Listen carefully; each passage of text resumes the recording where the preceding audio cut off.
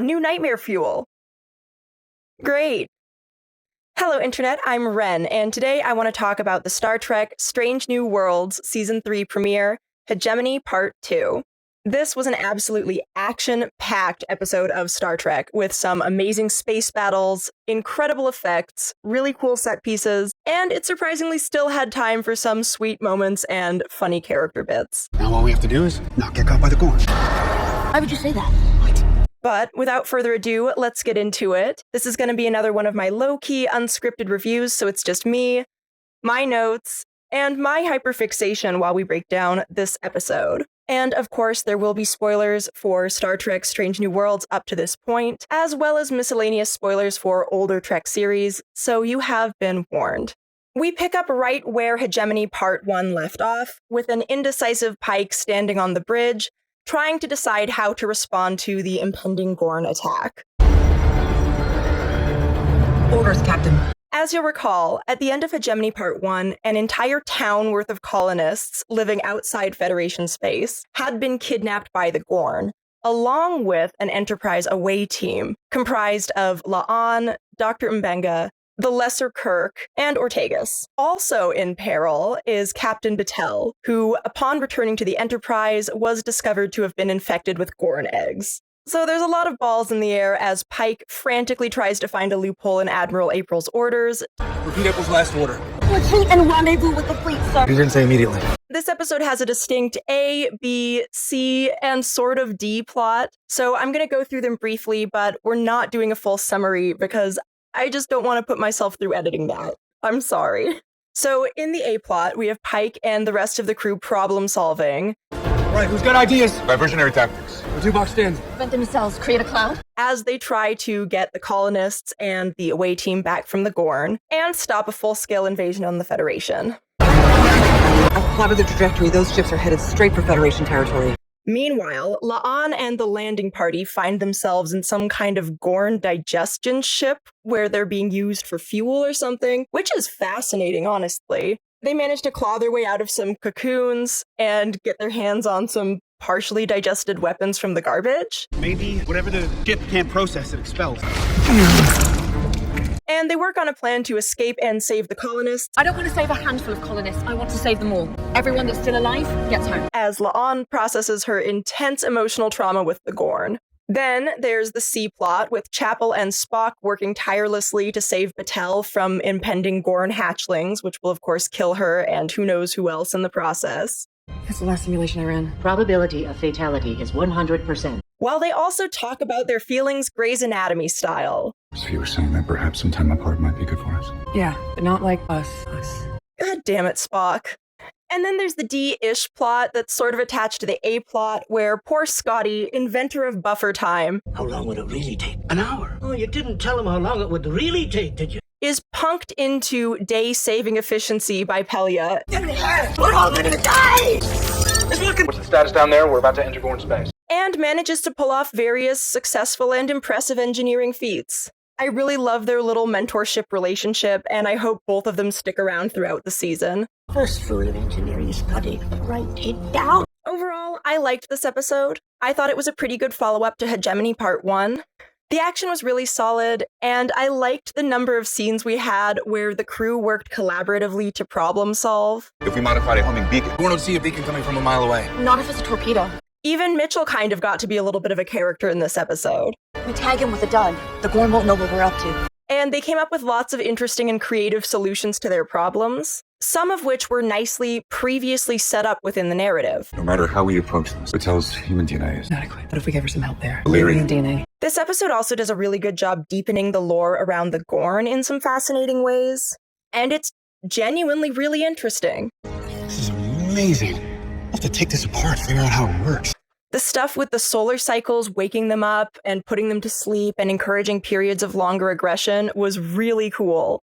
Stellar flares can set off a frenzy. Yes, the attacks follow a pattern, but so does Gorn inactivity. And I like how the Enterprise crew weaponizes it to find a peaceful solution to a seemingly impossible problem. There's unique stellar activity that seems to trigger Hibernation. Yes, we believe that the Gorn have a long hibernation cycle. I also like that it still kept the Gorn scary rather than softening or humanizing them as Star Trek often does with enemies. Don't get me wrong, I do actually love the episodes that do that as well, but I think it's a good reminder that there are some evils that simply need to be stopped and there's no other alternative. Although I do like that we still found a way to stop them without necessarily killing a whole bunch of them. So that was nice. But the Gorn are still terrifying, and I really liked the practical effects in this episode. The set and effects for, like, the digestion ship were really cool, and I do love the Gorn suits. And this was a surprisingly tense episode. I say surprisingly because just because of how Star Trek is, I sort of knew that everything would be okay, and I think most viewers felt the same. But there were a few moments where I wasn't so sure. I mean, Star Trek does occasionally kill characters. I was genuinely worried about Ortegas when she appeared to be bleeding out all over the console. I would have been absolutely furious if they killed Ortegas, and if they don't give us an Ortegas episode this season, so help me. She is the most underutilized character, and it is a crime. And I was a little stressed for Batel, although admittedly I'm not super invested in her character, especially now that she and Pike seem to have kind of resolved all of the relationship tension and now they're just hanging out, but it's not very interesting to watch. Spock and Chapel using Una's blood to save Batel, along with Spock figuring out how to feed the Gorn hatchlings so that they just reabsorb instead of emerging to feed, was really cool. Wait, instead of operating on Batel, what if we treated the Gorn inside of her? I always enjoy when Trek does medical dramas and kind of has to get to the bottom of a medical problem like this, and this episode was no exception. It was a lot of fun, and I do actually like Spock and Chapel's dynamics when they work together, although I was a little annoyed at the Grey's Anatomy-esque need to discuss their relationship when Batel literally has like a ticking clock. Christine, I know you want to talk. I will be brief. The thought of losing you, it affected me deeply. Like, Spock, I know it's just a few seconds, but this is a situation where seconds count, so maybe resolve this after she's out of the woods? Like, what are you doing, my guy? That said, the amount of things that Illyrian blood seems to be useful for does make the Federation look like absolute chumps for not tapping into this resource at all. It is against regulation, but it could save her life. Loser behavior, for real. People suffering and dying needlessly. Okay. While there was a lot I enjoyed about this episode, I do think maybe it tried to do a little bit too much. There was just so much packed into a normal length episode. They didn't really pad this out with extra time, that ultimately the plot with the landing party felt a little bit perfunctory and underdeveloped. Like, we do get a couple scenes with La'an's PTSD, and I like the way Mbenga comforts her and seems to be her go-to person for that. Mom. What's on your mind, Lieutenant? They've sort of had an established rapport already, but it's nice to see it again. And there were a few other funny or solid moments between the team. Now all we have to do is not get caught by the Gorn. Why would you say that? But it just felt like everything with their story was a little bit too rushed. And ultimately the end product was as half-digested as Ortegas' hand. Holy crap! My hand! Oh god. Oh, like, if you've watched this channel for a while, you know I don't like hand horror, and that's just like hands and fingers getting like cut. Digested is on a whole nother existentially horrifying level. Dear God, no thank you. I will say it was badass watching her fly the Gorn ship while literally bleeding out over the console. That was wild. Ortegas is amazing. What a badass. And I did like La'an's commitment to saving the colonists. I think that was really on brand for her and for Star Trek in terms of having concern and care for fellow beings. Everyone that's still alive gets home. But there were just so many moving parts that it was almost hard to keep track of everything. That said, I do think the episode did use its time well and was pretty economical. I think it would sort of have been impossible for the episode to develop all of the storylines to the extent I would have liked in the time they were allotted. So I think with the time they were given, they were very efficient with it and told so much story. I mean, there's all kinds of celestial phenomena involved that I haven't really even gotten into yet.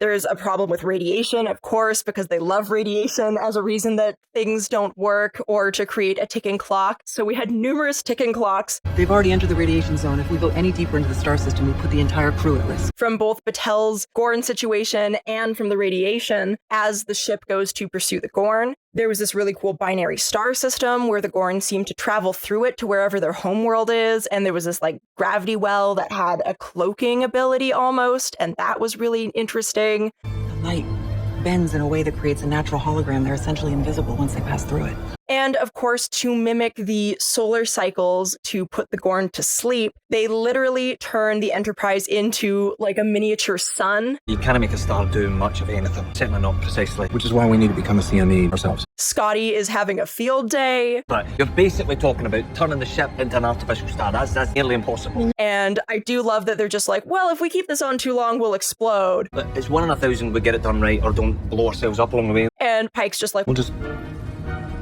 turn it off before we blow up. okay. But all of that was really interesting. And as someone who's not particularly science literate, it didn't stand out to me as glaringly wrong in the way some Star Trek plots do. And so it was easy for me to just nod along to the Trek jargon. They have to lie right between those binary stars out there and create some kind of competing magnetic field. And accept that whatever they were saying was how things worked. But it was a lot of fun to watch. There were some beautiful animations. And yeah, I think it worked really well. Although the way they put the Gorn to sleep does raise a lot of questions. Like, for example, is this going to be the tried and true method to stop Gorn invasions indefinitely going forward? Is that why we never hear of the Gorn again? Will they fall for this every single time? Or was this kind of like a one and done thing? Could we see the Gorn again sometime in the distant future, like in Star Trek Academy? I kind of hope not, honestly. I'm ready to be done with the Gorn. They were really fun, really interesting, but I think there are more interesting Trek villains in existence. And I'd rather explore some more species that we haven't seen before at this point. And it does raise questions about the Gorn we saw in the TOS episode where Kirk fights one. Was he just singularly woken up from hibernation, or what was the deal there? But I will say it does nicely explain why the Gorn are pretty much irrelevant going forward, and it avoids the Federation being pulled into another war storyline or some other prolonged conflict. So I think they used the Gorn just enough to make them scary and interesting and broaden their lore. So I appreciate and respect that, because honestly, I'm really not interested in another Federation goes to war storyline at this point. I think we saw enough of it in Discovery and in DS9 for me to be sated on those stories for a good long while, and I hope all future series focus on other things. I will say Pike is in top form this episode. He has some really great moments, although there is sort of a disjointed feel for his more unsure moments versus scenes like those with Admiral April, where he really lays into him. And the Gorn sense our weakness. We are prey. Unfortunately, since Anson Mount had this to say about current events, and from what I've seen has not apologized, despite a lot of people talking to him pretty kindly about why that's a messed up thing to say. He's also been sharing what appears to be some kind of AI slop on his page, so I now find his entire presence and existence so grating that it's kind of ruining Pike for me. I just don't enjoy seeing him on screen. Moments I previously would have liked with him, I now find unbearably annoying. We have regulations, Chris. So because there's non-Federation citizens that are dying, we do nothing. So despite how much I liked his interactions with April, and April's sort of relenting with his official and unofficial orders, Officially, your orders are to monitor the demarcation line. And unofficially, how do we punch back and show them we are prey? I just can't really stand the guy now. He's sort of the main character. Oh no! I am hoping he takes a little bit more of a back seat this season. He definitely did in episode 2, and honestly kind of in this episode at times, all things considered. So I hope that trend continues, because this is rough. In terms of other criticisms, the stuff with Patel is fine, but not that interesting anymore. And now that there's no more real tension in her relationship with Pike, that's not very interesting anymore. They're kind of just domestic and happy now, which, as I said, is fine. It's nice. Not that interesting to watch. I'm also pretty done with the Chapel Spock romance. If I never hear about it again, it'll be too soon. But of course, next episode is focused on that, and we'll talk about it in my next video. Basically, despite its flaws, this episode was a lot of fun. It had great action with all of the space battles and all of the on-the-fly problem solving and great ensemble crew moments that created. There were a lot of good character moments, some silly jokes. That wasn't funny. It was fun. And some solid lore building. And the way everyone came together really was a nice reminder of what Star Trek is all about. And I'm glad it looks like we're finally done with the Gorn and on to stranger and newer worlds, although it does sound like their world is pretty strange. And I can't wait for the rest of this season. So far, it's been a lot of fun, and I love this show. I am still really sad about the announcement that we are eventually going to get our last season of this show with season 5, but that's still a long way away since season 3 is just getting started and there's so much to look forward to. But that's all I have for you for now. What did you think of this episode? Are you a fan of the Scotty Pelia dynamic? Were you convinced by all of the technobabble? And which of the A, B, C, or D-ish plots were your favorite? Let me know in the comments down below. Like, share, and subscribe for more videos. See you next time. Wiedersehen. And I also wanted to say, hey, sorry for disappearing.